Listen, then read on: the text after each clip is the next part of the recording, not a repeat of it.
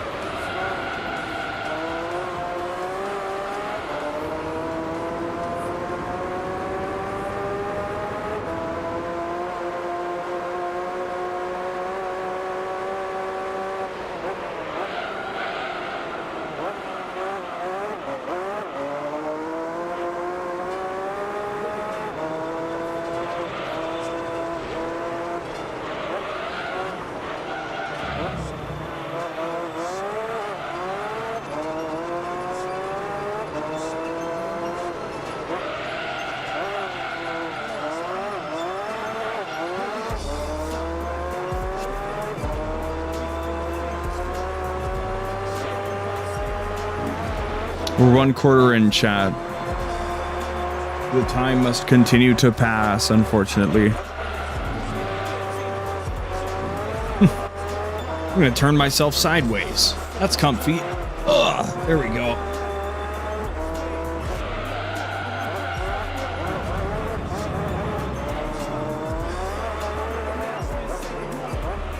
The chair setup is a thing of the past at this point. There's been a rearrangement of furniture in the man cave, so the chair no longer could even move to its rightful place before. No, it was comfy, but it's just not what we're doing anymore.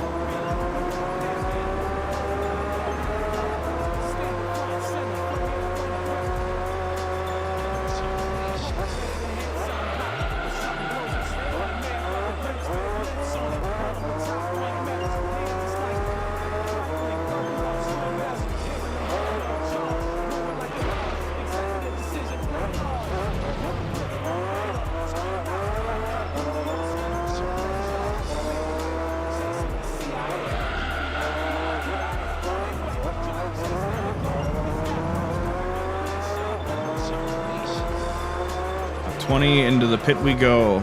To the pit!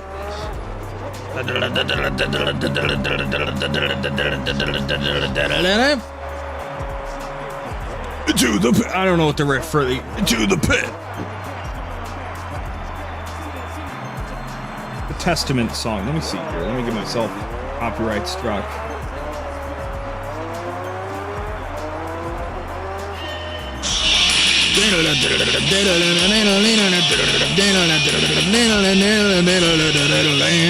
That's what that is. And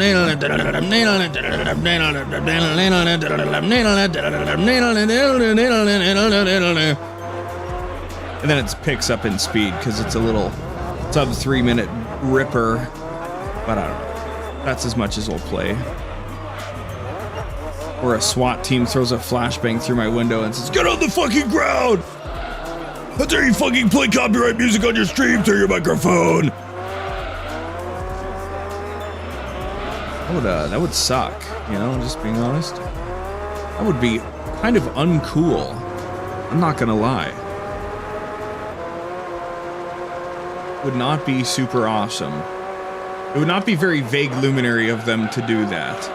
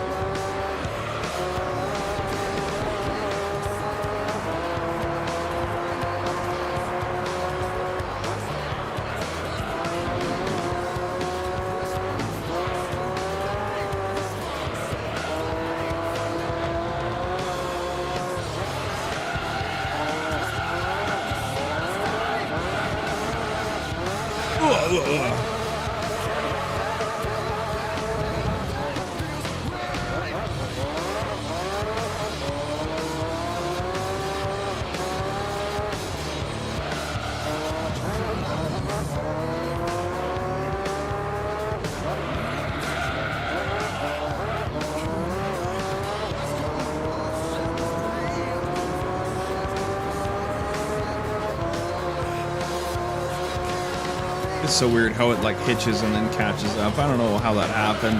I'm so sorry. I'm so sorry.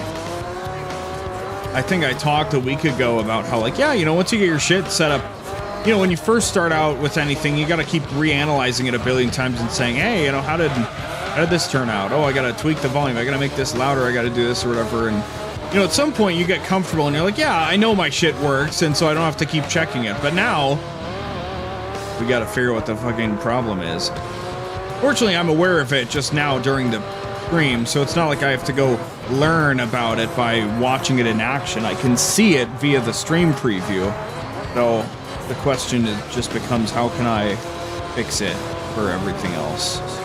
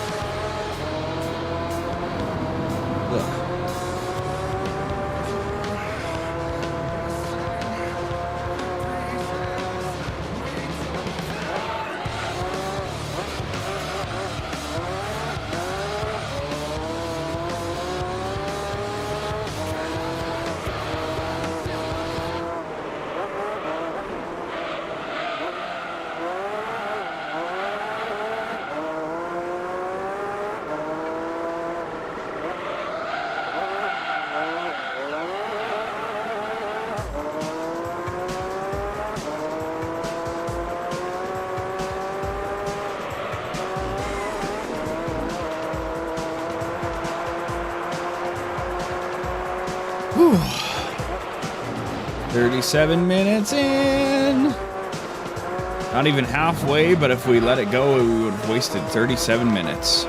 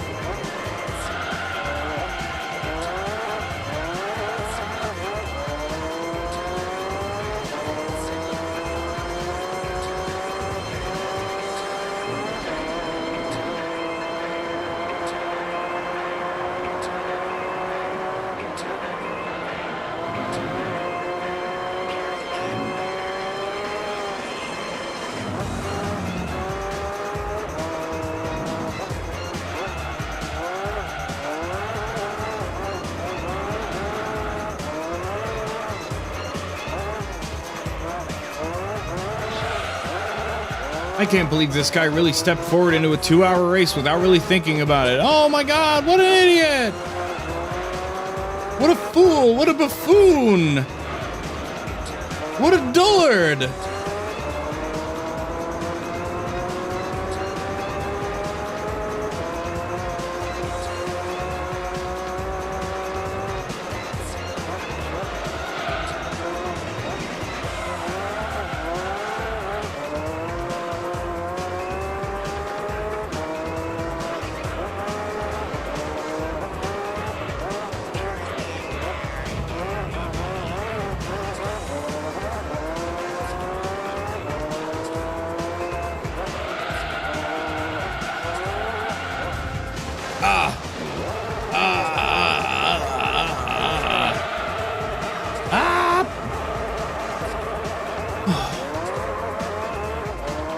Maybe it would behoove me to work on other infrastructural stuff leading up to the end of the year instead of just streaming. But again, I can't be too confident that I'm going to catch everything up by then. And I think that's would be the coolest thing, first of all. Maybe that would involve taking a break at the start of next year before we really kick things off. But, you know, I don't know. La la la la la la la la la la la la la la la.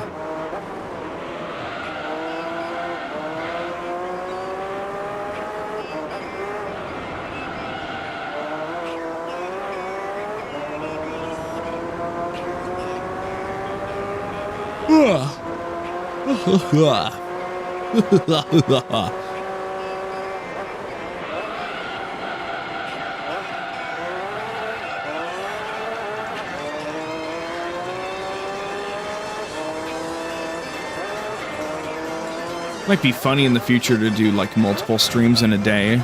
Like do a 2-hour stream of something like, well, we got that done, and then take a break and then just hop back 30 minutes later. Like, so like presumably telling people like, yeah, and then later we'll be doing this, or just not even tell them and just make it a fucking surprise, right? Who knows?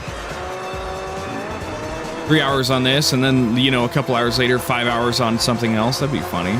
I could justify doing the weirdness of like, yeah, no, I'm grinding out shit in this Metroidvania game. I don't fucking know, right?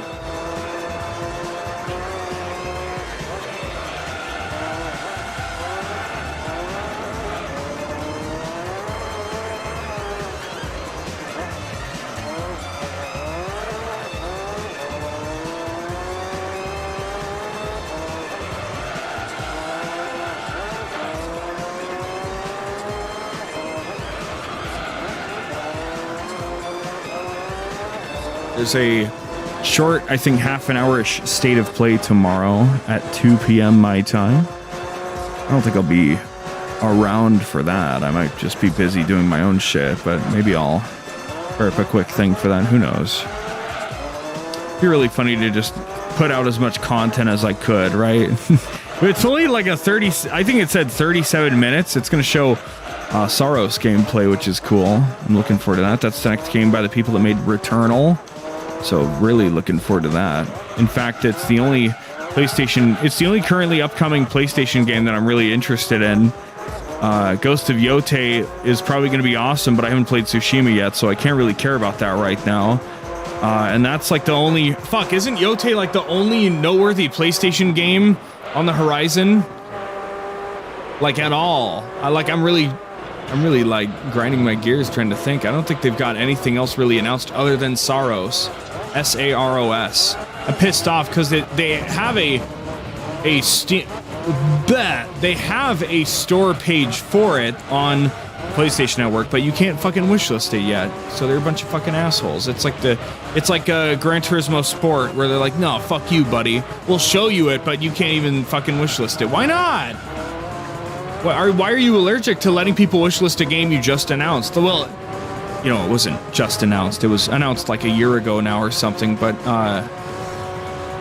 you know, every other game that gets announced, publishers have gotten better and better with this. Like, some publishers have been on the ball from the get-go, but others have gotten better where, like, the moment something's announced, like, either right after it happens at a show or right after the show concludes, or maybe even later in the day, worst case, the next day. It has a Steam page, it has an Xbox page, it's got this or that or whatever, and you can go fucking wishlist that motherfucker, and then it's tracked and you know what's going on, right? But what do I know? I'm just a gamer that tries to keep track of these things. I have to keep a separate spreadsheet alongside all my wish lists, alongside my Nintendo Switch wish list, my Xbox Series X wish list, my PS5 wish list, my Steam wish list, and my GOG wish list, and my EA wish list, which actually breaks every time there's a fucking update, so I don't have that wish list anymore. My Ubisoft Connect wish list and my Battle.net wish list. Between all those, I still have to maintain a little spreadsheet called the auxiliary video game wish list to just put stuff that I'm aware of the existence of that is just not available to wish list on anything.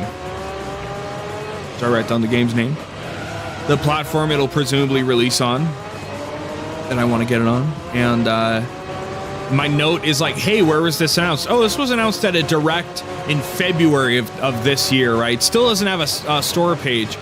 What the fuck? You know? How dare you?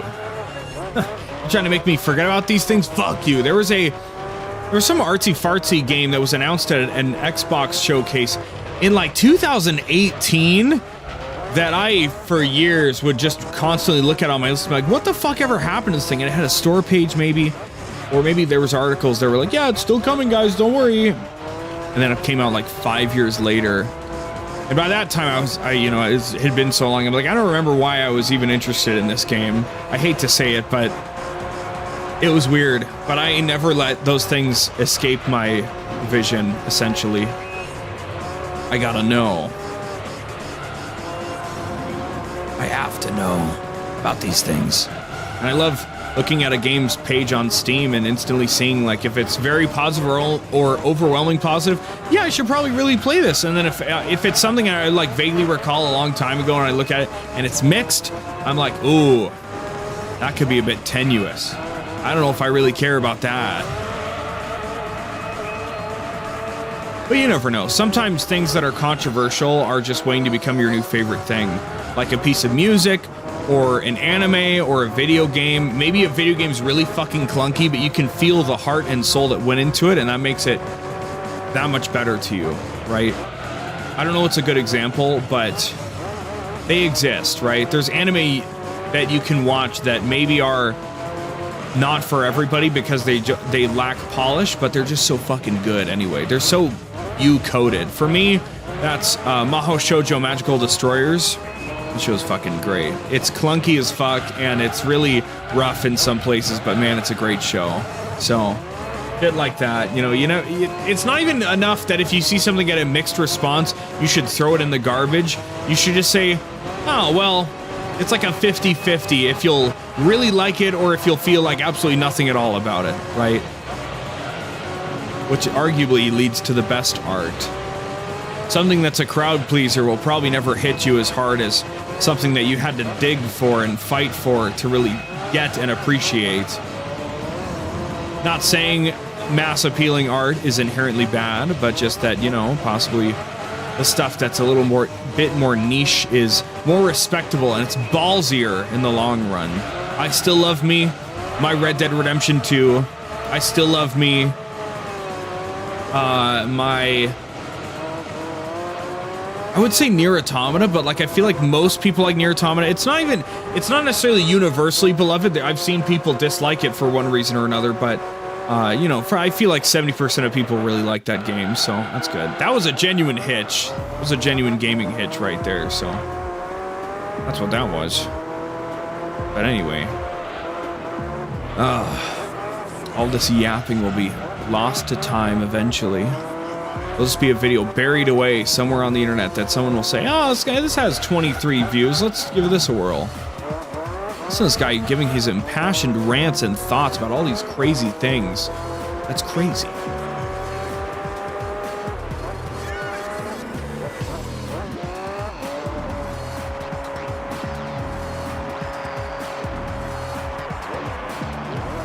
I hope we never lose these kinds of moments in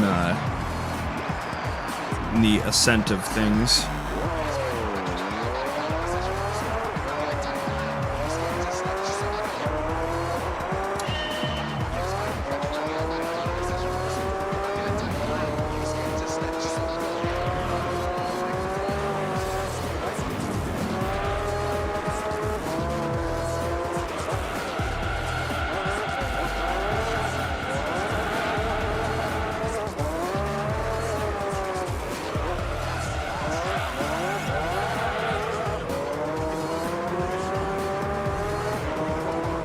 Recently, I completed an Army of Two playthrough with a friend, split screen. I played Army of Two before, like 2 or 3 years ago, with a different friend for our first playthrough, and then with this friend, the second playthrough was their first playthrough. And it's a solid, okay game. It's really interesting how it got hyped up more in my memory. That it was like, oh yeah, it's awesome, it's fucking cool, and like the mechanics of the co-op and the aggro stuff are really good. I appreciate that, but it is really kind of like aggressively an alright game. So it's like a fun thing to play through with a friend, right? I just can't imagine it being too much fun solo. But I bring it up because I'm like, okay, we finished the playthrough. The next day I uninstalled it. You know, it's just a little 7 gigabytes because it's an Xbox 360 game off my Xbox. But then I remembered that, like, oh, there are those 2 extra missions they added through the veteran map pack, which I didn't realize until that second playthrough, that the veteran map pack didn't just add multiplayer maps, but also a couple actual missions. So mission 7 and 8 of a originally 6 mission campaign. So you could argue a relatively sizable amount of content. And I booted it up, and I just wanted to take a look to see maybe the game ran much better in single player. But no, it feels a little bit better in single player, but it's still kind of clunky. And I played it a little bit, and I was like, and I deleted it. But now that I think about it, it bothered me this morning. I was thinking about it this morning. I checked, and I'm like, oh, that's right, I uninstalled it. Okay, I'm not going to worry about it. But right now in this moment, right now in this exact fucking moment as I'm thinking about it, I realize I have to reinstall Army of Two. I'm going to go play those 2 missions at some point just to knock them out. Just because I know that, like, if I've thought about it 2 or 3 times in the past 4 or 5 days, then clearly it's going to bother me. Clearly I'm going to remember, yeah, I left shit undone in Army of Two. And it's not like I even care that much about Army of Two, but now, you know, maybe tomorrow, maybe the next day, I don't know when, but I'll find the right time to sit down for an hour and smash out those missions. There's one of the things that really made me say, no, I don't care, is the fact that there aren't achievements for beating those missions, so I won't even have any proof that I did that extra content. But whatever. That's okay. That's where I'm at. That's what I'm thinking about. Because I recently, a week or 2 ago, compile. I scraped like fuck through my gaming library for every game that I've ever been like, yeah, I like this game. I want to play through this game. And I actually did put, you know, an hour or 3 or 5 or 20 into, but I never actually did finish. Or like I finished and I didn't do the DLC. So my unfinished business category blossomed wildly from like a dozen to like 50 or like 60. And I feel like a fucking fraud. I feel like crazy, but I feel like those are probably things that I'll work on off stream for the most part. And I'm probably not even going to dig those deeply until next year. Again, once I earn this time, be able to stream a good 4 or 5 hours a day at least. And then, you know, I have all this other time to work on other stuff. So, but the future is always so exciting. It's such a nebulous, little vague sphere of light, the future right now. And that's what's so cool about it.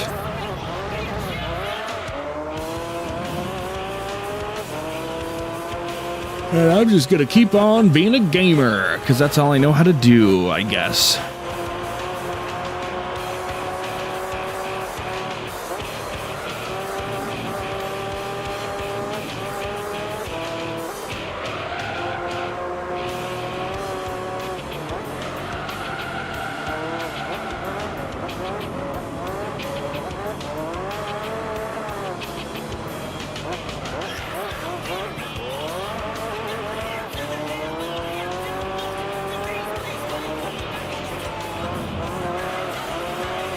Get the fuck out of my way. I think that's Mr. Second Place.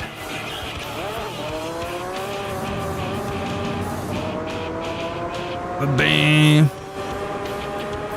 We're almost halfway through now. Isn't that cool? I think it's pretty cool. You know, it's funny with the whole like average 3 viewers on a stream on 4 different streams, or no, average 3 viewers across, you know, your past 30 days of streams, and with a minimum required amount of 4 streams or whatever. It's like, oh, maybe I should just do Gran Turismo Tuesday, because that is actually a little bit more popular than my other stuff I play. But come on, because I know you people, you people aren't gonna show up for Fantasy Life I. You're a bunch of cowards. You refuse to engage with the chibi action RPG game. The chibi cutesy action RPG game. Why? Well, I don't think it's that interesting. I think it's a lot more interesting to see you drive in oddly shaped circles around a track, actually. Well, you got me there, okay? I can't force you to watch anything. That's okay. Just your boy. Your boy's trying to place some bricks, all right? That's okay. It's not like I'm gonna, you know, it's not like when I hit affiliate, it's suddenly gonna make the channel get more people watching it, right? It'll just be a cool little thing I'll know about myself, right? I wish I could, like, set targets and goals and be like, hey, all right, everybody, if we can, we should all watch over here right now. Knowing that other people will show up on other platforms, but... Actually, I'm curious, do we get our kick lurkers? Probably not. Oh, we did. We have 1 kick lurker. Yo! What's up, kick lurker? Yeah! They fucking love this Gran Turismo shit. I don't know why, but they do. They eat it right up. Like a bunch of guppies in my Insaniquariums. Shout out to Insaniquarium. I'm glad I finished that game. Glad it's a game I have conquered under my heel, because man, it was it got pretty not fun for like the whole second half of it, but I finished it anyway because I'm a crazy bastard. So yeah.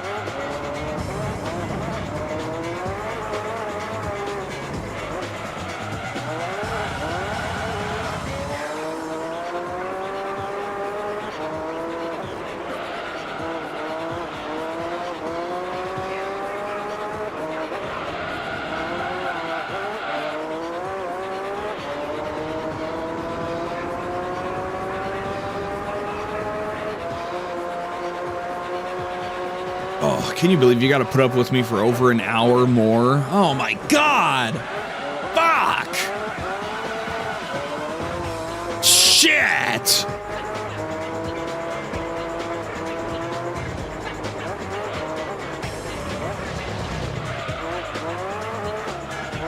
You know, if you like my stuff, you should really consider Fall...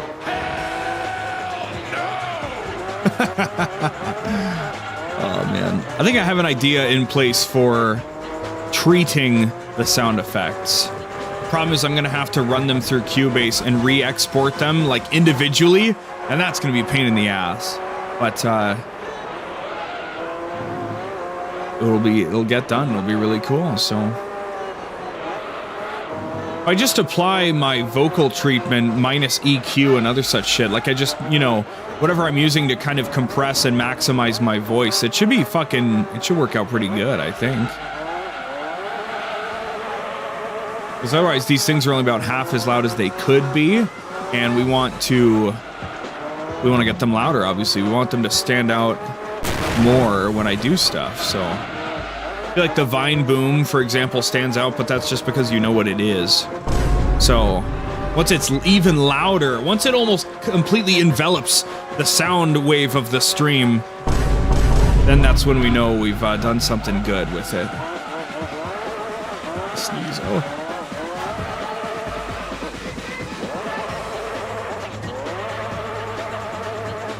Ugh, let me just wipe my nose. I can put the fucking controller down.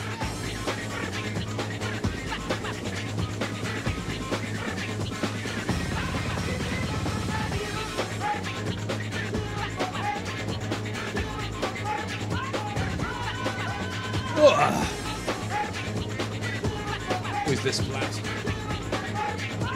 Let me check Twitter. Oh, I put my controller down. This is how easy it can happen if I wasn't streaming everything I play, you know?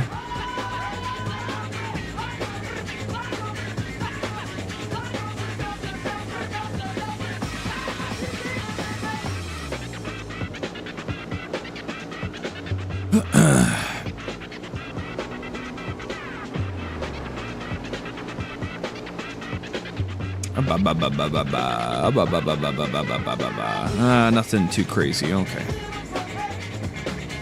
Still first place, by the way. That's right. Oh, I just remembered. Oh, wait, I should do this. I just remembered I should add Fable 1 to unfinished business so we can get a real number count of what we're looking at. Okay, the unfinished business category is now at 54 games. I wish I was joking. I wish I was fucking joking, man. 54 things. Anything from, I played 2 hours of this and it is a game I want to finish. We should go pick it up and play it properly. All the way to, oh, I did like almost everything in this game, but there's something nagging at me that I want to go finish, but I never managed to do. Anything in between those levels of completeness are included there, including like Batman Arkham Asylum, which I played on Xbox 360. I bought it digitally on Xbox 360, and I got about halfway through it, and then my save got corrupted for some reason, so then I restarted it on hard, because I was really enjoying it, and I really liked the combat. And then I got about 30% through, and I just fell off it. I just stopped playing it. That's one of those tragedies, right? Antechamber, the classic first-person puzzle game, I got probably like halfway through, maybe 60% through, and I just couldn't finish it. I couldn't figure out where to go. Axiom Verge, which is a Metroidvania game, I played like 2017. I got like 80% through it, and I just said, I pulled a Mass Effect 2 where I said, I'm not really having that good of a time with this game after all. And I don't know what the fuck's wrong with me when I say that, but that's only ever happened twice. Where I got like most of the way through a game and then I said, like, just finish it, you dumb bastard. What's wrong with you? So that happened in Axiom Verge and Mass Effect 2. I borrowed from a friend on Xbox 360 and I played through it and I got all the way up to the suicide mission. All I had to do was like 4 or 5 loyalty missions and then run the suicide mission. And then I was just like, somehow I randomly just thought, I'm not really having that good of a time with this game. And then I just was like, yeah, I'm just gonna give it back now. What? I don't know, dude. I don't fucking know. I got no idea. Though, hilariously, Mass Effect 2 is not in unfinished business, probably because I want to play Mass Effect 1 before I revisit 2, because I've only ever played 2, so I guess that's why it didn't make that cut. And if I could somehow have the Steam section open right now, I would go down the list and talk about them as something to do, as we're now only one half of the way through this race. But I don't know how I would do that, frankly. Unless I stopped looking at the stream. I threw it all away. No. I gotta keep some secrets to myself, right? I think so. I think so, man. I think so.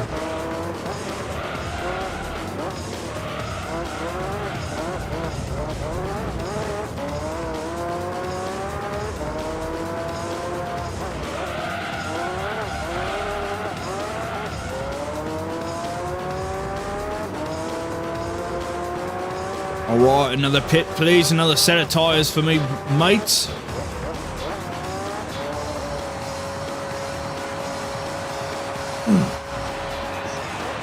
Oh, that sneeze really fucked me up. I don't know, man.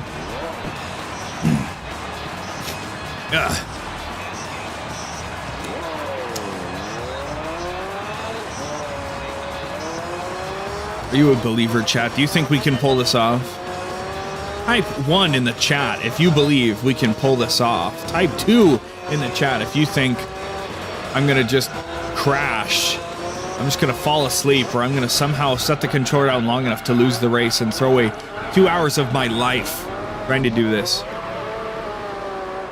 Then I have to show up to work a sobbing, crestfallen mess tomorrow.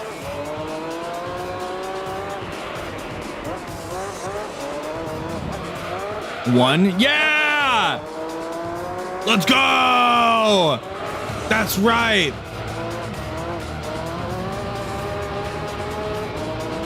That's my #1 Gran Turismo fan right there, folks. I believe. You're a believer. Vague Bieber. Biebernary.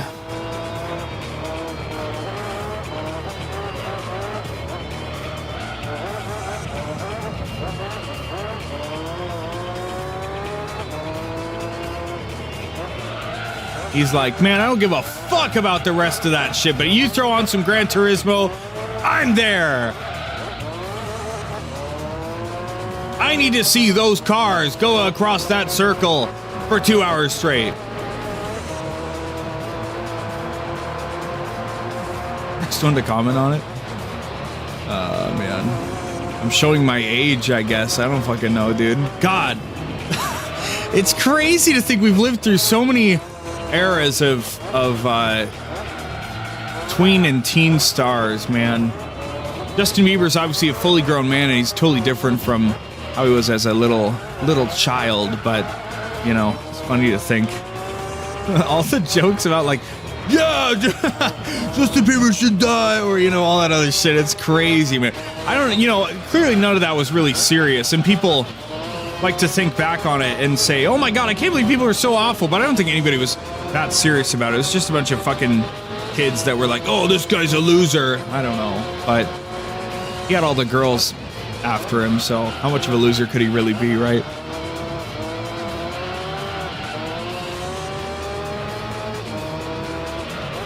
Are you a believer yourself?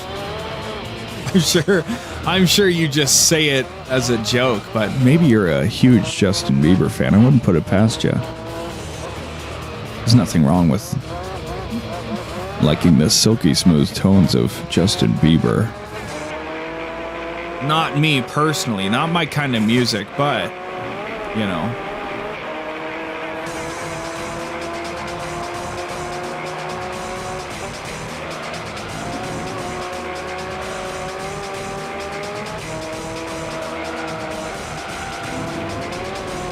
You don't just accelerate through all the turns. It's kind of crazy. I wonder if we even need to brake that much, actually. Neither a fan nor a hater, just didn't care. Ah, that's fair. That's everybody, ain't it? most people. I think I probably laughed at tons of jokes at the cost of Justin Bieber, but I think that's okay. I think it's perfectly acceptable to laugh at jokes made at people's expense, as long as you don't... If you don't go out and antagonize people... That was me accidentally brushing the pause button.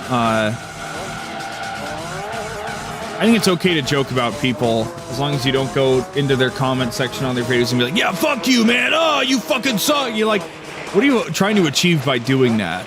You know? Just shut up, bro. Okay? Please make fun of somebody as much as you want. Please make fun of me as much as you want. Just don't do it in my comment section, in my chat, okay? If you want to crack jokes to your friends that don't even know about me and will never know about me, that's fine, you know? Just don't bring that shit into my chat or on my channel, please.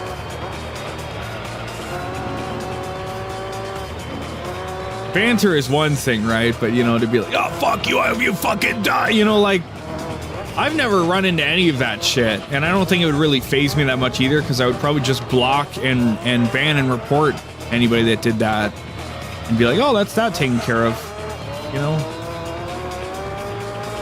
I think it's entirely reasonable if you're a public figure and somebody's just shitting on you in the comments without any, like, logic or reason or argument behind it. It's just, fuck you! Like, I think you have all the reason in the world to say, no, I don't want to deal with this person anymore, and just block them or ban them from the comments or whatever. I think that's perfectly reasonable. God knows there's too many fucking people on this planet to feel bad if one of them doesn't like you. And then you got the dipshits on Twitter that are like, I was blocked by so-and-so and I wear that as a trophy. Wow. I bet if I bet I could say anything to you and you'd fucking lose your mind, wouldn't you? Wouldn't you?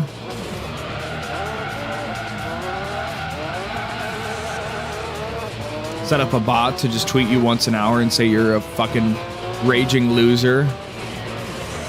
Just throw slurs at you, you know. I think at some point you would also crumble and say, I don't want to deal with this person anymore. You know. I would hope so.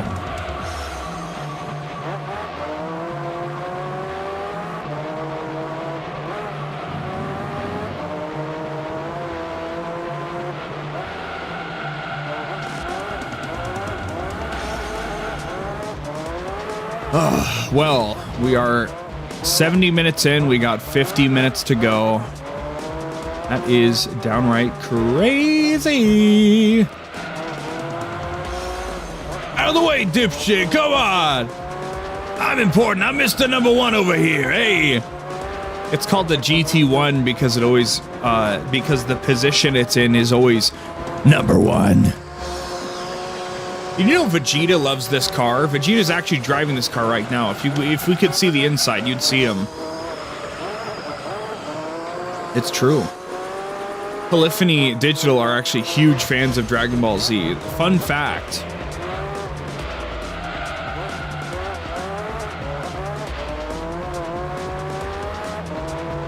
Your stick-shifting skills are impressive, Kakarot. But they're no match for my automatic transmission. Oh, man. Yes, I'm afraid I've upgraded to super soft tires.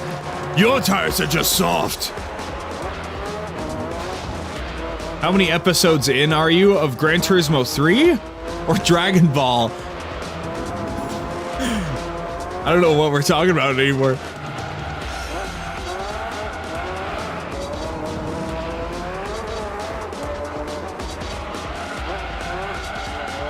Go look it up. You can take a moment to just look it up. Dragon Ball Z. I'm not. All right, here's the funny part about Dragon Ball and me, okay?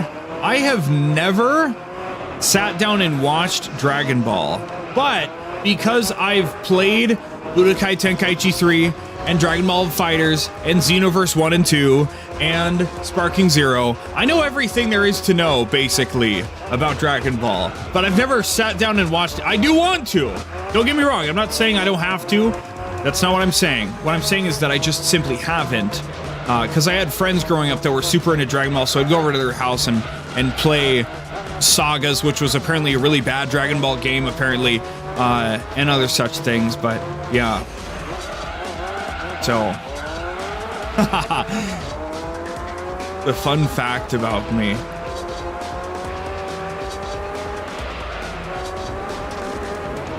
I'm a fan of the franchise, but I can't really claim to be a fan of the anime. And I do want to watch it, and I will start with Dragon Ball. I will start with the original Dragon Ball. It just hasn't happened yet, that's all.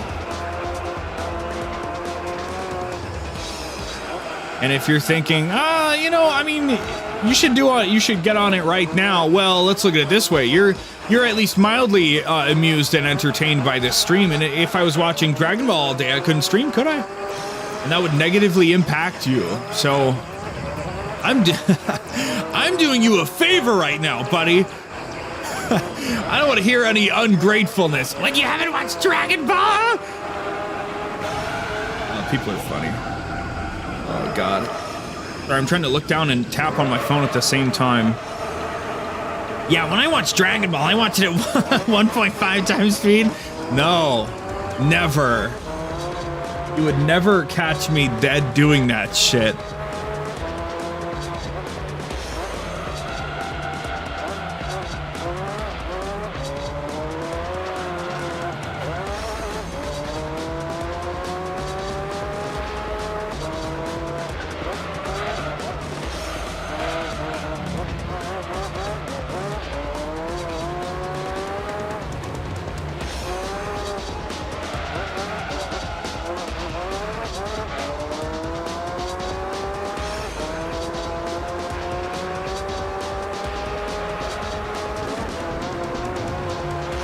I know. Watching anything else than tutorial with a sped up seems crazy. Yeah, I mean, I can't really, I don't want to watch anything sped up, frankly. I don't like things sped up outside of, like, unless that was given control. Like, this was something I was thinking about. This is the conversation I have internally with myself all the fucking time. And here's the thing. I've reached a new level of trying to explain this to people. Here's the thing. I like art, other people like products, and that's totally okay, right?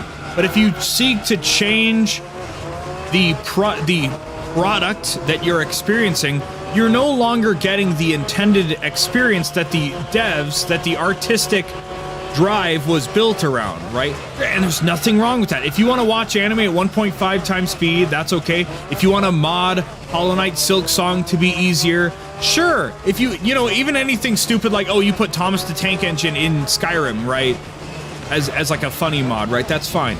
However, you're no longer getting the same one-to-one experience that I did when I experienced this thing. And therefore, you're getting a slightly different thing, and we can't really talk about it in the same way because we didn't see and hear and feel the same things, you know? Modding games is cool. Modding games is fun. It's awesome, but it's, I don't know. But in terms of watching shit at like a higher speed, it's ridiculous to me. Like, if you're watching anime at 1.25, at 1.5, 1.1 times speed, you're not getting the intended experience. I don't care if it's fucking One Piece, I don't care if it's fucking Boruto filler, right? You're not getting the intended artistic experience. If you don't want to watch the filler, just don't fucking watch it. Just skip the episode or whatever, right? But if you're so hard-pressed to experience a show that you're watching it sped up, you're not getting how it wasn't made to be watched that way, right? There's a fucking artistic integrity and passion that goes behind the way things are done and made. You know? Experience things how you want, but just realize you're not getting the intended experience, and therefore your opinion means less about something than the people that did stick to the true experience. That's just how it goes. So, and I was just, before you made your comment, I was just thinking about how, like, there, you know, every time a hard game comes out, there's all this discussion about accessibility and, like, why should it matter if a game's easier to play for other people and you can just pick hard mode anyway, shit like that, right? And I don't know. And I'm trying to figure out how I want to make a video about all of that, and I think I would call it, like, artistic integrity and you, maybe. I don't know. I can only imagine it coming off as extremely, like, extremely pretentious, basically, right? But I think I have the credentials to back it up, really. I've played, like, to completion, I've played like 400 video games. I have like 400 albums of music on my phone, maybe 300 of which I know really well, and I could just throw on and just remember exactly how they all go, right? The whole album, right? I like albums, not songs. And, you know, I've seen about 100 anime, you know? I've got credentials. I'm an art connoisseur. I like experiencing art. I'm not here to like entertain myself so much as I want to have the experience. I want to know what other people got out of this thing. Artistic integrity? Yeah. Sorry, I think it was going to be artistic intent. I think that's what it was going to be. Because integrity's not quite what I'm aiming for. Intent. I want to get across to people that, like, things are made certain ways for a reason, and, you know, there's levels to it. If you install, like, a cut content patch for Knights of the Old Republic 2, more power to you, right? Some content gets cut because it doesn't fit, or they couldn't finish it in time. Some content gets fit because it doesn't make sense, or like it's not up to snuff with the rest of the game, right? Like if you install an unofficial patch to like patch out bugs in a game, then sure, that's cool. But again, there's levels to it. It's very complicated, and people aren't willing to have these discussions that like, oh, if I mod this game to be easier, I don't know. It boils down to, in the Souls games and Sekiro and all that stuff, right? I've never understood. How do I want to phrase this? And this is already annoying to me because I know it's something I'm going to have to repeat myself on later at some point, but it's probably an argument I'm going to have to talk about 1,000 times. So, I do understand why people would want to play Dark Souls in an easy mode so they could experience the story of the game, right? Just like Hollow Knight, just like Sekiro, it's like, can I just get an easy mode so I can see the story, I can fight the bosses and explore the world? Here's the problem. The difficulty of the game is intended. It doesn't have difficulty modes for a reason. There's only one difficulty, and that is how the game is. If it's too hard for you, it's just too hard. And that's not me saying, oh, you suck at the game, go fuck yourself. It's like, look, you're not every person. If there's one quote that needs to be ripped out of all this, okay? Not every person is meant to play every game. Not every game is made for every person. Either of those works, all right? You just have to deal with it. Maybe you're just, either you lock in or you don't fucking clock all the content. I don't know, man. You just have to be comfortable with that. Don't say, oh, well, everybody else got to play through Elden Ring and I suck and I need seamless co-op. And it's like, well, you're not getting the same experience, right? And it's stupid to say, well, you could just add a lower difficulty mode and then you could just pick the harder mode anyway. Well, no, because to me, I always pick normal difficulty. I like to know what the intended developer experience was. And if I find it easy, I find it easy. If I find it hard, I find it hard. I don't like to switch off from that to go to a higher or lower difficulty mode, unless that's core to the game's design, such as Devil May Cry, where the game feels like it gets closer and closer to its intended experience as you go up in difficulty. But it's all really frustrating. People don't understand that, like, if the part, you know, the gameplay of a game, guess what? It's called a video game. The gameplay is a core part of the experience. And so if it's hard, that's what they want you to experience as you go through it. If you're just watching a fucking playthrough, first of all, if you watch a playthrough, it's not the same as actually playing a game. Second of all, if you just go on an easy mode that makes it you not have to really think about how to fight enemies or how to like use your resources properly, you're not getting the real experience that the developers intend for you. And again, that's fine. That's cool. If that's what you want to do, that's fine. But you like products, I like art. Okay? That's what it boils down to. And I don't care how fucking pretentious that sounds. That's where I stand. Again, I'm not going to come after you. I've never come after anybody for saying, oh yeah, I modded the game to make it easier. I might be disappointed, but I'm not going to say, oh, fuck you. But if you have people like lobbying and complaining about like, yeah, I don't know why people are saying the game has to stay hard. Why don't they just add accessibility difficulty settings? You know, then these people are trying to attack me and my people that like hard games, and then it becomes a problem. Then it becomes, yeah, fuck you. Why don't you just get good? That's what happens, okay? You don't see me saying, oh, my Zonda isn't beating the Viper, I need to turn the difficulty down. No, it's just how the game is. Oh, it's so hard to scrounge up money in the early game of this. Oh, shit. It's a 2-hour endurance race. I wish I could just run like a 20-minute endurance race and have it complete a 2-hour one. No! You use the tools that you're given. We will use B-Spec in GT4 when we get to it, but there ain't nothing we can do to cheese this shit, huh? Ain't nothing. Nothing, no way.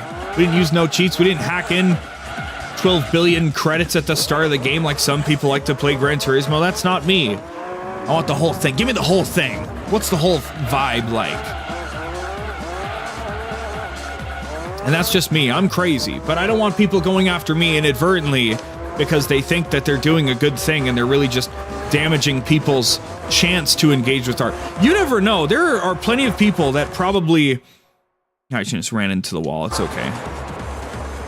I closed my phone game. There are tons of people that probably become born-again gamers when they run up against Hollow Knight, they run up against Elden Ring, they run up against Dark Souls, and they get their shit kicked in a bit, right? And they're like, fuck, shit's hard. Maybe they drop it for a month. They say, I'm never playing this game again. They uninstall it. Maybe they come back a month later. They reinstall it, right? And something's different. Somehow it just works this time. They make it through. They start to feel that satisfaction of killing each boss, right? Maybe it takes 4 or 5 tries per boss, but once you get it down, it's so great. Then you get to see what's beyond that boss, right? What new items, what new weapons there are to check out, what new lore can you uncover, what atmosphere, what vibe are you going to get across in the area lurking just behind that boss. If you could just kill that boss, right? Plus you're going to get a bunch of souls, you'll level up a bunch, right? It's exciting. It's thrilling to play a hard game. And once you meet it on its terms and you learn how to play it properly, it's like the best thing ever. You don't want an easy game. An easy game is never the most fun. It's not fun to watch a sports game go by where God, ever since I sneezed, I've got some like mucus in my throat. It's not fun to watch a sports game where in a football game where one team destroys another 52-0. What's exciting is watching a game that's 14-7 for most of it, and then at the last second, that second team gets the touchdown. It's 14-13, and they go for the 2-point conversion, and they get it, and they win with like a minute left in the game, right? That's exciting. You want adversity. You want challenges. You want tribulations. You want things to overcome. That's where excitement lies. That's where satisfaction lies. The game is over in 2 hours. Yeah, I mean, yeah. Just interesting. And I hope what comes through clearly in my impassioned rant here is that I really don't care to pick other people apart for how they choose to do stuff. It's just a like, hey, give my way a shot. That's all. I'm not going to tell you to like go fuck yourself and don't play games that way, but I'm like, hey, this is how I like to do things, and I promise it's a really cool way to experience things. You know, don't you dare watch anime at multiple speed. Not even YouTube videos, okay? Not even YouTube videos. If they suck, just turn them off. It's okay, it's a YouTube video. And whatever you do, don't fucking watch a movie at a heightened speed, because good God, it's a fucking movie, all right? It's some guy poured his soul into how it was shot and cut together, and how the information is slowly drip fed to the audience and everything. Please, for the love of God, never heighten, never speed up a movie. I don't care if it's an experimental 20-hour movie where it's just a shot of a skyscraper in a murky city somewhere. I don't care. You chose to watch it, so engage with it how it wants to be engaged with. Stop trying to change art to how you want to experience it, and change yourself to try to experience art the way that it wants to be experienced. That's the key thing.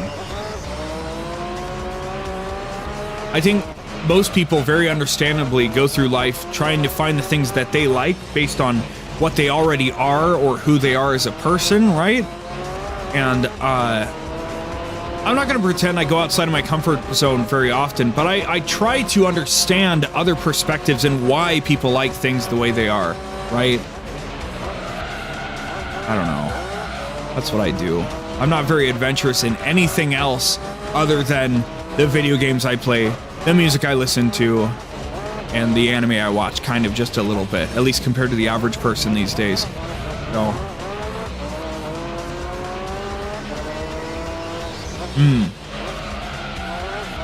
That's also a key thing, is knowing what games you want it to be a little rougher in, which games you want to keep it kind of simple, you know? That's good, because it lets you have faith in your own skills as a gamer. The goofy stories and easy, that's fair.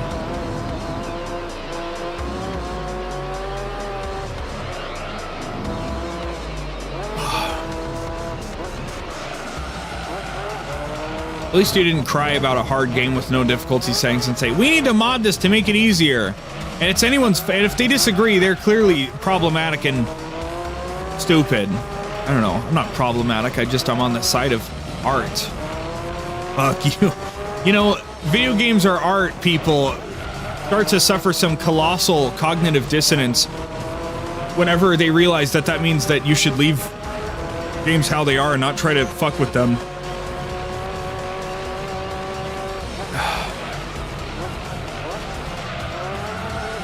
Maybe this is a real. I think this is a good metaphor. Maybe it's a bad metaphor. You know, saying, "Oh, this game's too hard. I need to mod it down to make it easier." Is like saying, "Oh yeah, I want to look at the Mona Lisa, but I'm colorblind, so I have to make it grayscale. We should repaint the Mona Lisa to make it grayscale." Well, no. Maybe you're just not allowed to see it in its true beauty, right? You just gotta live with that, man. Yeah, I'm going to get some water because this mucus in my throat is just not going away, so I'm just going to slam into this wall over here and walk away. Alright, let's hope we're far enough away. Be right back.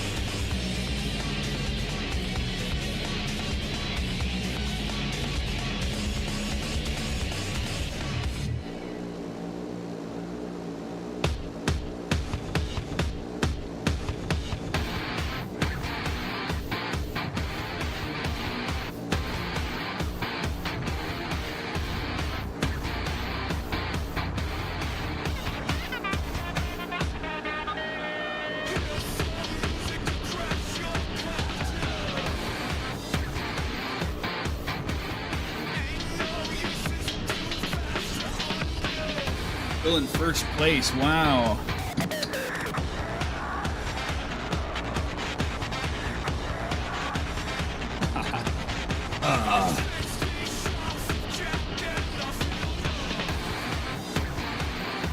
Okay.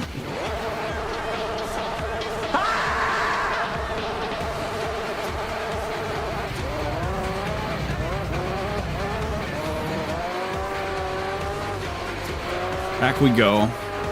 Just like that.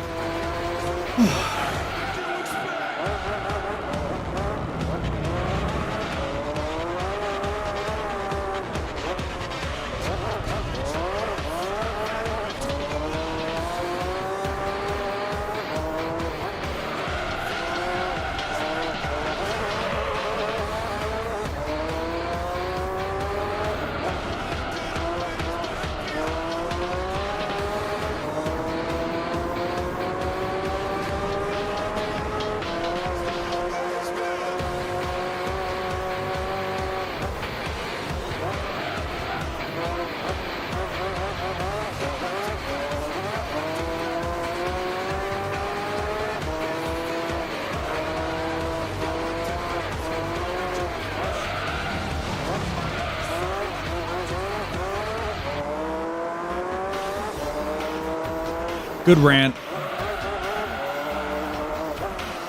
I feel like I could clip it out for something, but maybe I will, even. Who knows? No, I'm gonna be honest. I can't be bothered to fucking do that. They'll just have to exist there forever, I guess. Stream isn't going anywhere, so.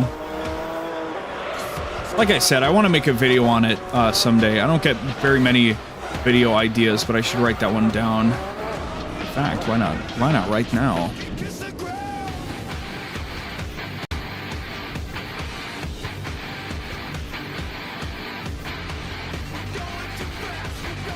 Where the fuck would go? Here we go.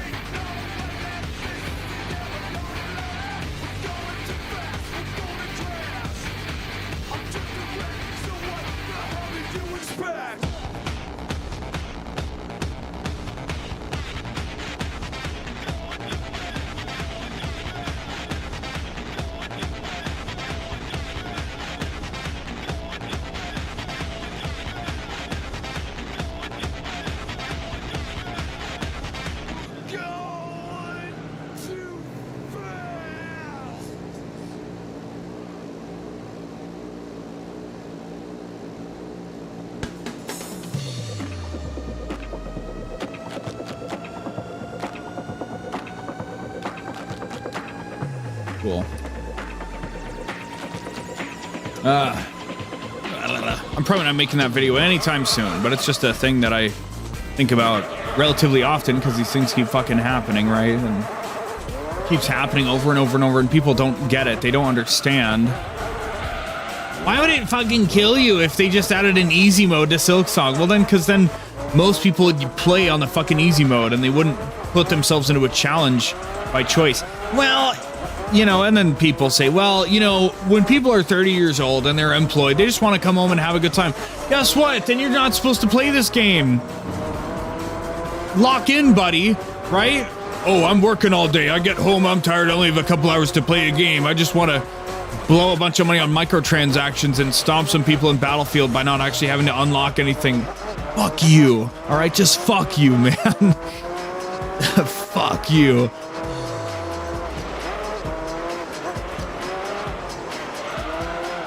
Fuck you, and I don't care. Sorry. Guess what? You don't get to be a hardcore person of this hobby then. You have chosen to be a hardcore employee, you know, and making your money and raising your family. That's great. That's way more respectable than being a fucking hardcore gamer. Own that, all right? You've got that going for yourself. Who gives a shit how much video gaming you can even get done, right? It's clearly not your main priority, and that's a good thing. If you had a family to take care of, if you had a job that you had to, you know, go to all the time, good. That's the important thing, right? If gaming really is just something you can do a little bit every now and again, guess what? You gotta be a lot more selective of what you play, don't you? You can't just play everything that fucking comes out, can ya? There's probably plenty of people that grew up playing video games and in their adulthood, they still buy tons of new games on the regular, but then they don't have the time to finish any of them. And I think that's even worse than just buying one game a month and you know, sitting down and properly getting a feel for it and finishing it before you buy your next game. Right? We're all guilty of buying games before we finish what else we've got. Of course, we were all guilty of it, right? But I don't know. I'm foolish enough to think that in an infinite amount of time I would play all these games. So who's really the fool here? At least I acknowledge that I'm a fucking dumbass for doing it. Whereas some people would probably be like, yeah, I didn't care to finish this game. Fuck you. I don't know. When I antagonize people like this, it is 60% hyperbole. So please understand it's comedic hyperbole. Some of it is very real, but it is mostly hyperbole, I promise. I don't really care about these things that much in the grand scheme of things, but I just get pissed off when people are posting about shit on Twitter and just being stupid and saying straw man arguments that I fucking disagree with and don't understand the nature of these things, right? But that's the world at large, isn't it? Oh yeah, we got 22 minutes left. Hell yeah. Just like that, folks, we'll be getting a dud. Oh yeah. Oh fucking yeah.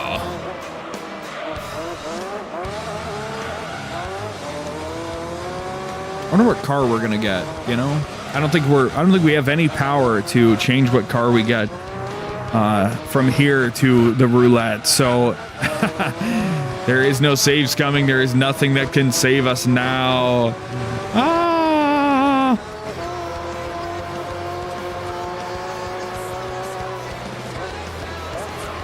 I'm sure we'll get like 50K or 100K from this race. I would love like I'd love a car that's like 100K maybe. Probably not though. It's probably like 2 garbage cars, a good car, and an F1 car probably. We know that every endurance race has an F1 car in the roulette. That's the important thing. It's like there is the tantalizing freaky tantalizing ecstasy of winning an F1 car behind this race somewhere. But we'll see if we get it or not.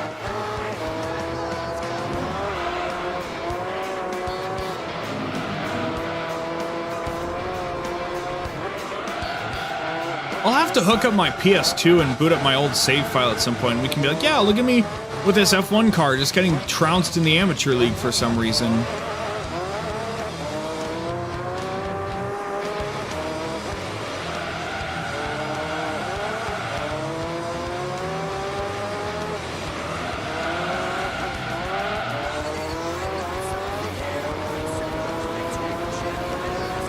Funny as hell, and all that time we didn't get lapped, or we didn't get passed into second place. I wonder how far back second place is. I'm waiting for the pop-up. We should have lost a minute or two from setting the controller down and walking away to get some water, right?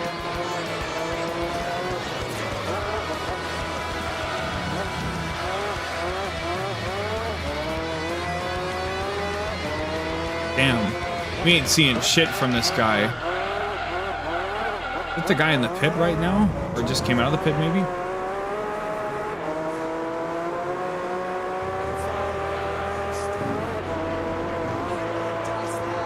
We can really get away with cutting through that grass because we do not lose much speed at all, if any, going through it. So it's pretty free compared to that slalom on that other track. The reverse one we did earlier in the GT Championship thing. I think it was Apricot Hill Raceway, maybe? Reverse.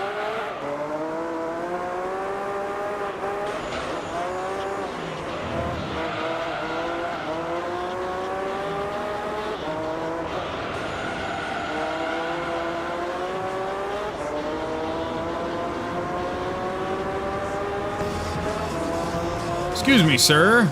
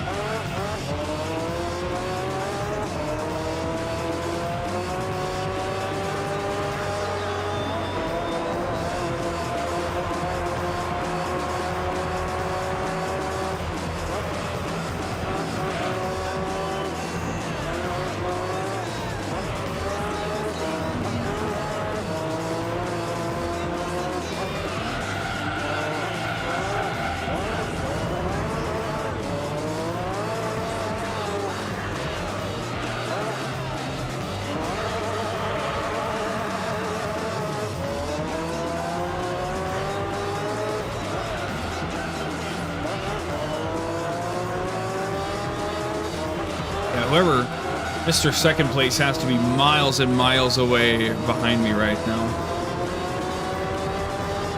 I ain't seen any of their pop-ups in a while. This him? I think so.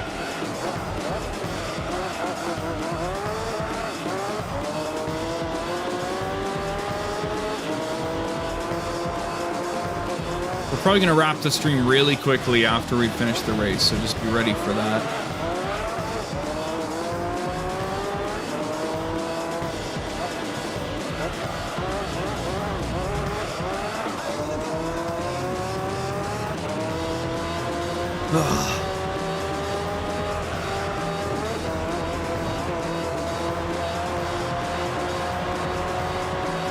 Oh, I remembered something. I remembered a thing that I've played.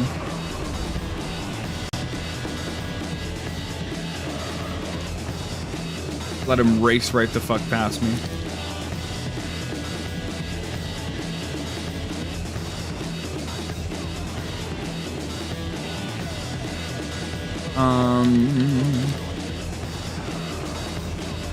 That's right. Okay, that's already done. What else?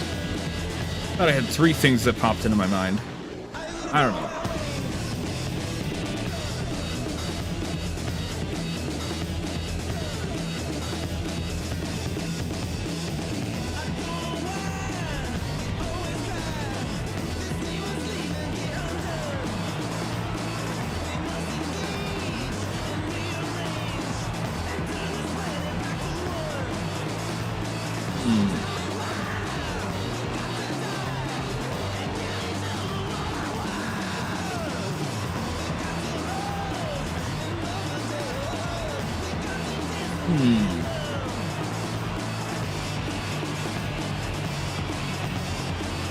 I don't think it was a game I played. It was okay. Never mind.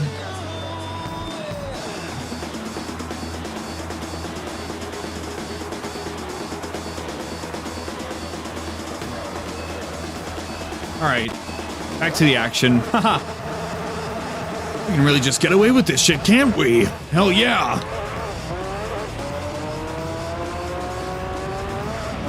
Whoa.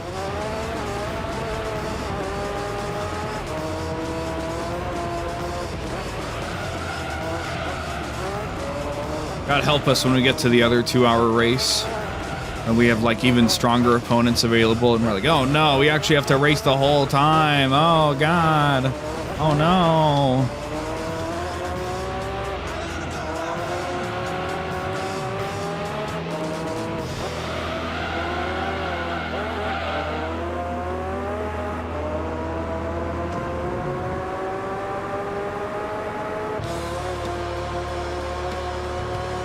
We have 2. We've got 𝑰𝑵𝑚𝑚 with us. We've got another lurker, and we've got one person on Twitch that keeps showing up and then going away, and showing up and then going away, and showing up and then going away. We've also got somebody on YouTube that keeps showing up and going away. Clearly not. It has to be the same one person. It can't be.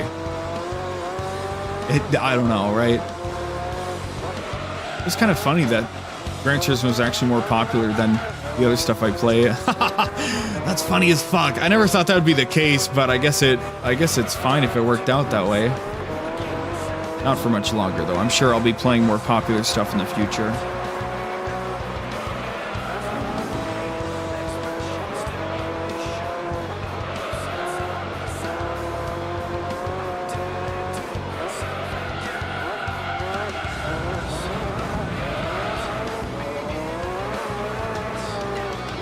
Maybe they constantly flip back and forth of being like, do I want to watch on Twitch or do I want to watch on YouTube? I'm not too sure.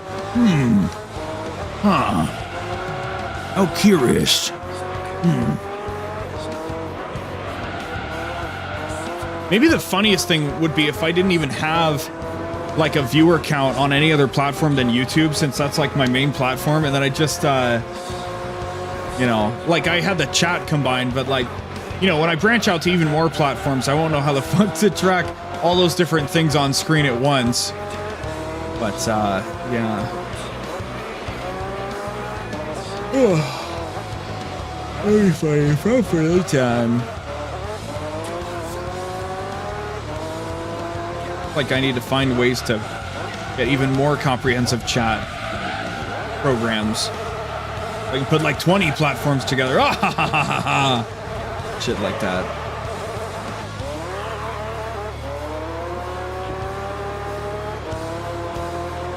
"12 minutes to go."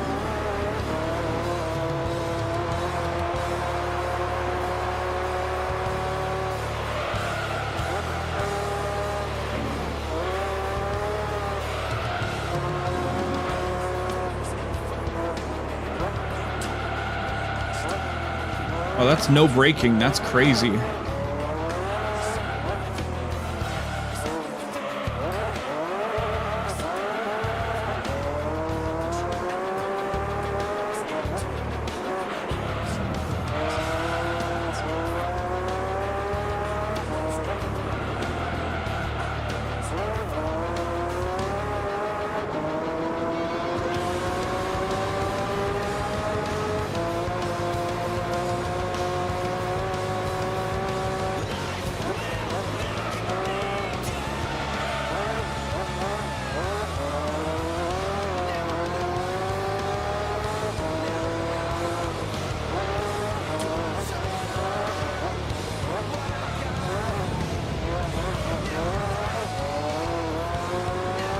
At least I feel tired. Hopefully I will fall asleep in a decent fashion. A result.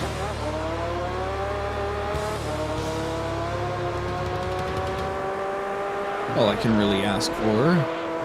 Hopefully being able to fall asleep for stuff, but...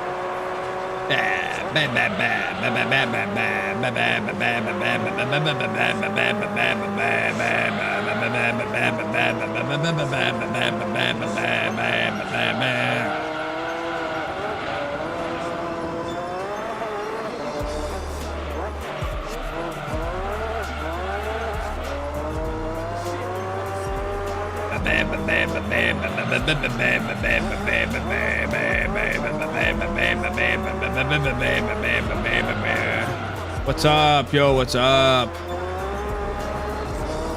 What's good? We're just, we got 10 minutes left on this 2-hour endurance race, then we're probably calling it for the night, so.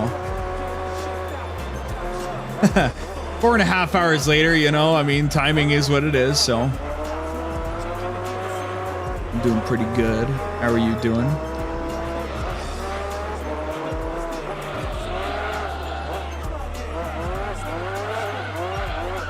Much 120, yeah, absolutely. Good to hear. Yeah, one of them endurance races. Ooh, you know. This race isn't even lap based. It's actually just, it's literally just a 2-hour race, and then just the standings are based on where people are at after 2 hours. So where I and the AI is at, actually, more specifically. So the car I've got, I managed to sneak in like a car that's twice as powerful as any other car on the race. So it's been easy, but it's, you know, 2 hours takes a while, right? One might even call it a test of endurance. Ah.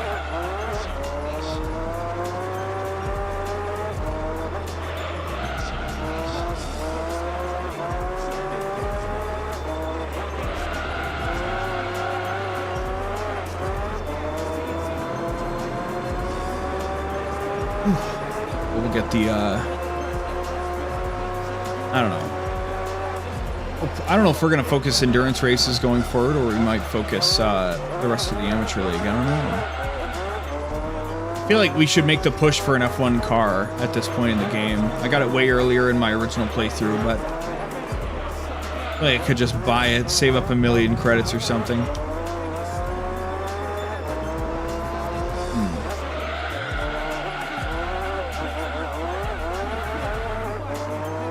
Lap 69.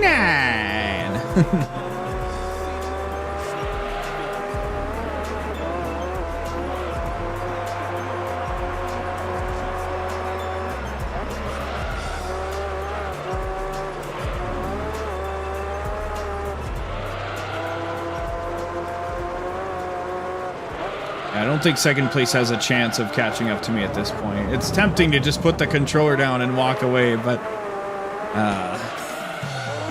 wonder if we've got 2 laps on them by now. Probably.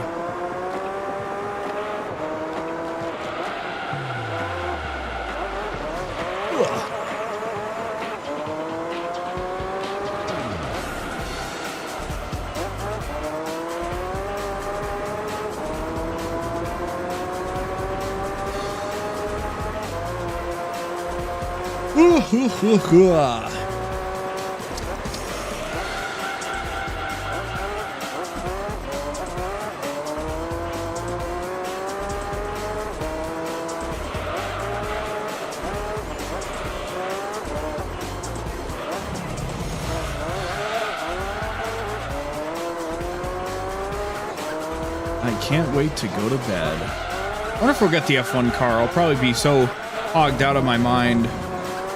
I'll have to see if we can possibly buy any upgrades for it. I don't think you can, but then we can also at least check out upgrading the GT1 now that we don't need it in its stock version anymore.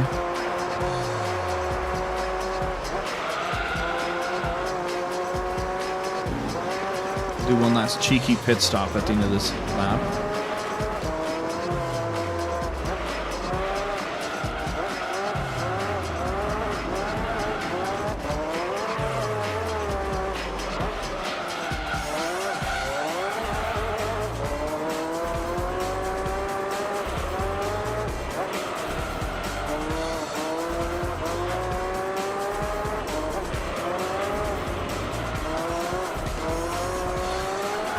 Whoa, my wheels, my tires.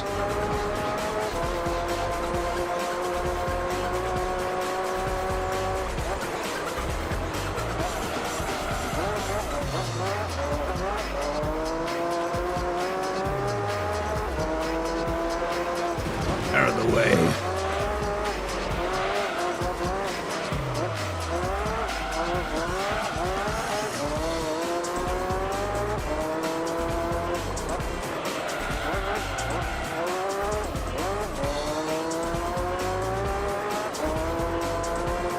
Give me some fresh tires, please. I wish I was more talkative, but as you can imagine, you know, getting tired, 5 hours in, you know, 2 hours into a race, you know, you run out of things to banter about. We had a like 20-minute rant about artistic intent and you. Oh. 5 minutes left.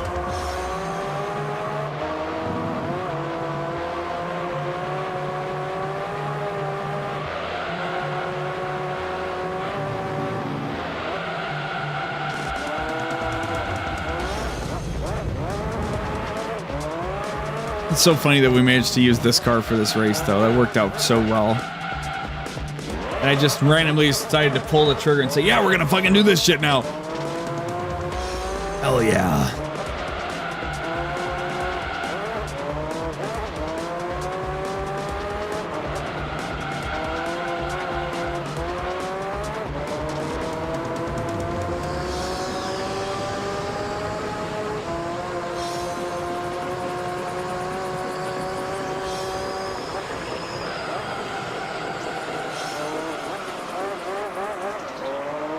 The GT1, hell yeah, man.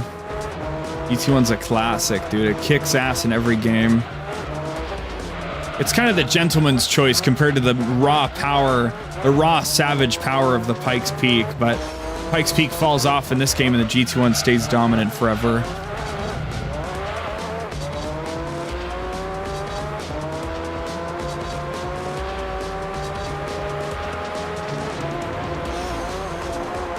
Quite an interesting body design, to be sure. Like it has a cape, almost.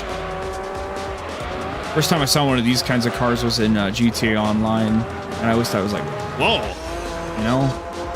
Or at least, I probably saw it in GT2 before, but didn't think much of it at the time. I would have been a wee lad. Well, no, actually, to be fair, I would have been seeing that kind of a car in like 2014, 2015. In GTA, and I only really played through GT2 properly in like 2021, so I had it as a child, but I didn't make it very far in 1 or 2, so I just knew I liked the Viper. I didn't know anything about race cars whatsoever.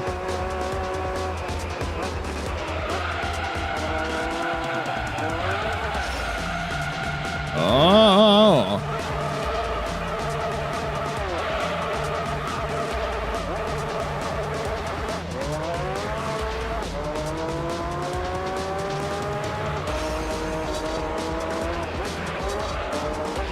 Two minutes left.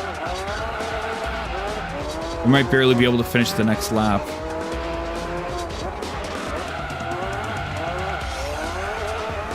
That'd be cool. Just enough time to finish this lap and the next one.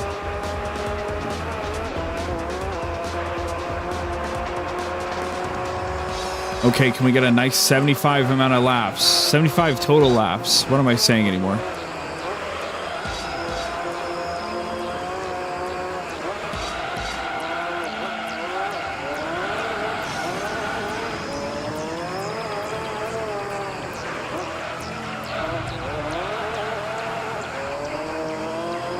Come on.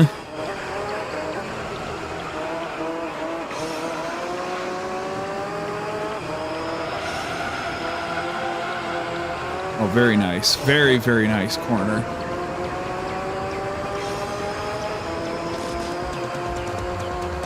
Yeah, we should be able to, based on average lap times.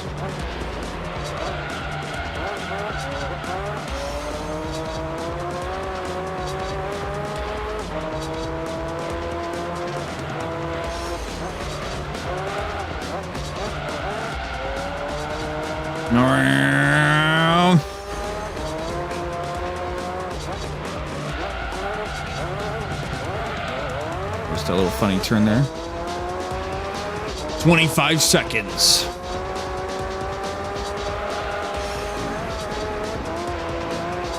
Bam. Don't need to do anything. Well, we'll drive the rest of it. I was gonna just let it slam into the wall, but all right. Show's over, kids. 10 seconds. We did it. Excuse me, one more lap for you, kind sir.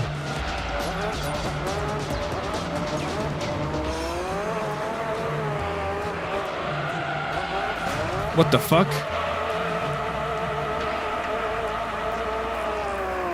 Last lap of the... Oh, fuck. You have to finish the last lap, right? Oh, no.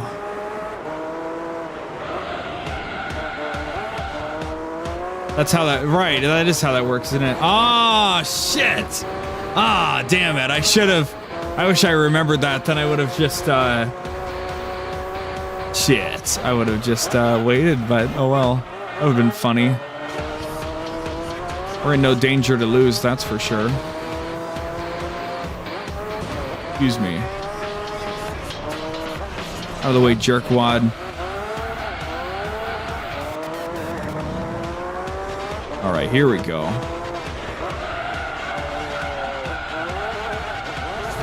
God. Oh, there we go.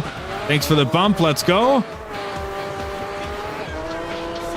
Luminary, do it! Yeah!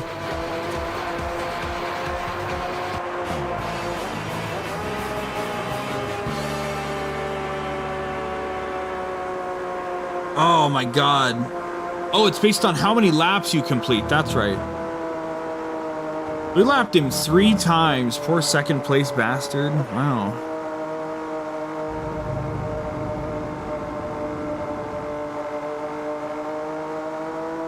Huh.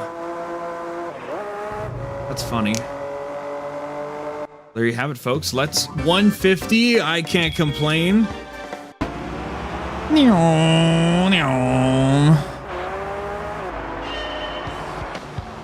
It all starts. And first place for the rest of the race. Thank you. Let us see what awaits us.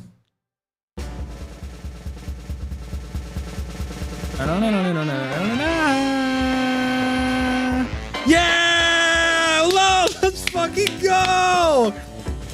Oh my god. Yes! Yes! It is the road car, yes. Officially, that's a road car. Yeah, it's very suitable for driving on regular roads. Very true. I don't know which one this is. Fuck off, Bird Burger. Which one is this? Find out. This is one of the better ones or one of the, like, crappier ones? The F094.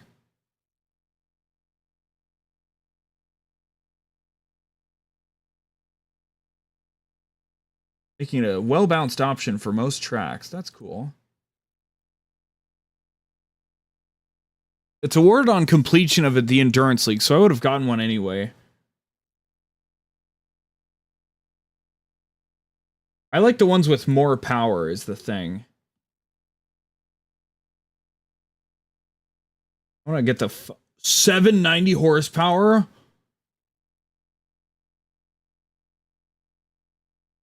Oh, there's one with 926 and 888. Okay, so I mean it's still gonna be crazy, right? But completed 5. That's good. See here. Ooh, boy. All right, let's get this guy's oil changed. Clean him up a bit.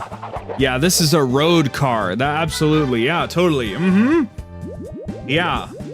No, yeah, it's street legal, I promise. Yeah, will you let me run this race? Yeah, thank you. Yeah, cool. All right, okay. First of all, well, we don't really need to worry about upgrading this thing, right? Now that we have this thing.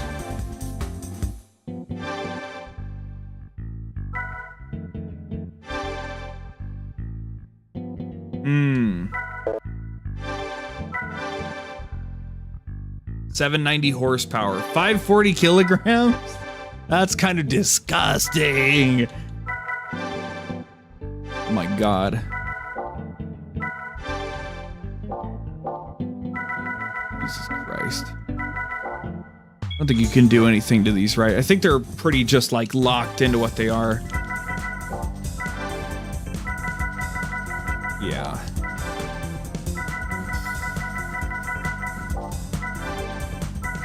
Yeah. You can't even buy tires? Oh, that could be problematic, actually. Oh, maybe that's why it sucks. Hold 1 second. We've completely finished beginner and rally league. And we're almost done with amateur. We have a lot of professional left. We have quite a bit of endurance as well. So beginner league's totally done. Amateur is almost done, as you can see. We've gotten all the specific car races done. We just have universal cars, universal races left. We kind of flubbed this a little bit. That's okay. We'll come back. Got those to do in this guy. And then we've got a ton left to do in professional. Almost done. Ooh. We got all this shit to do still. And then, done all of rally, thankfully. And then we've done, I think, 3 of the endurance races.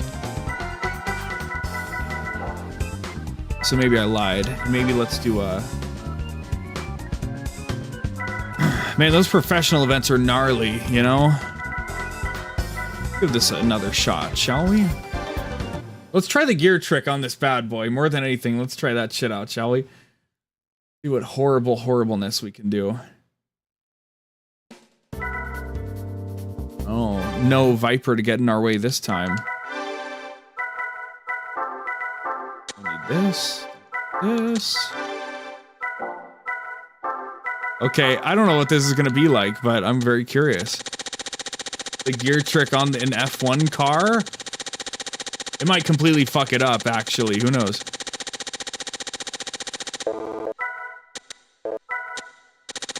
It might completely fuck it up. It'll be funny.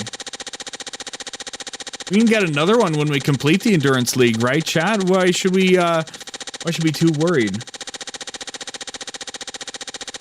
20 laps each.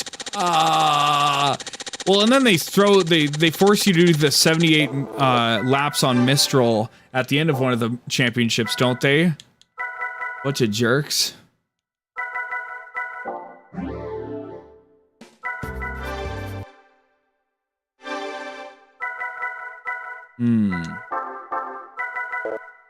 See, that's where it could be a problem. We only get to use the medium tires. That could be problematic, actually. Be the point of contention. Oh, I forgot we have...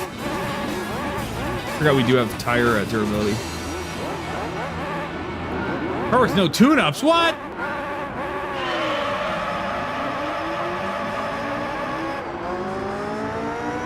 I haven't done one of these in a long time, so we're gonna see how well this works out for me.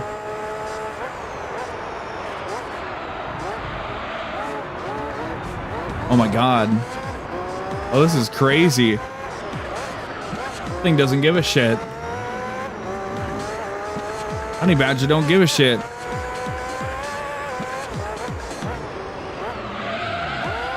Whoa, it really doesn't give a shit. That's okay. Gotta learn to control its power, that's all.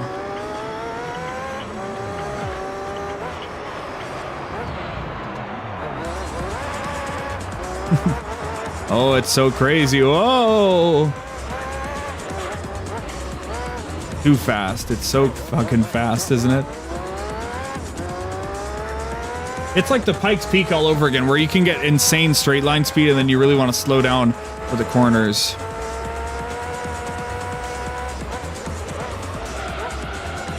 Also likes to slide a bit, which is a problem, but we can figure that out. Regardless, look at this shit, right? We can fucking...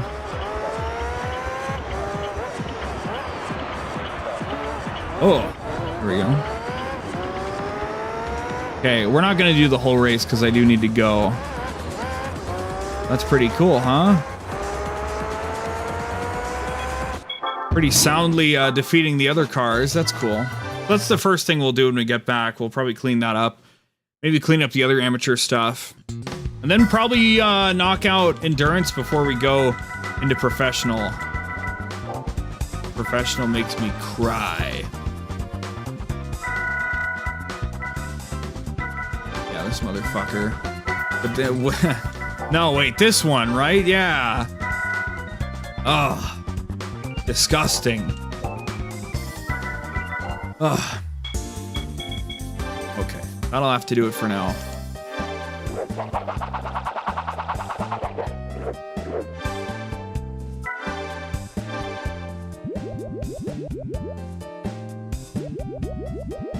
They even let you complete races quicker. Crazy, I know, right? That's crazy. All right, folks. That means we can also start taking on arcade mode properly, now that we have a proper vehicle to do it with. So, anyway, let's go back to here. I don't think I actually saved the game, did I? I don't know if I did. Okay. All right, folks, you know the deal. Another successful week of Gran Turismo Tuesday. Another 5-hour stream. I thought it was going to be 2 hours. Maybe even going to be like 2.5, maybe. I don't know. But anyway, another successful bout. And next week we will continue the slaughter. And we'll probably finish 3 by the end of the year, which is pretty cool. That's pretty exciting. So anyway, thanks again for watching, everybody. And I'm going to go to fucking sleep now. And I'll see you next week for Gran Turismo Tuesday, all right? I've been me and you've been you. And I'll see you next time, all right? Bye-bye!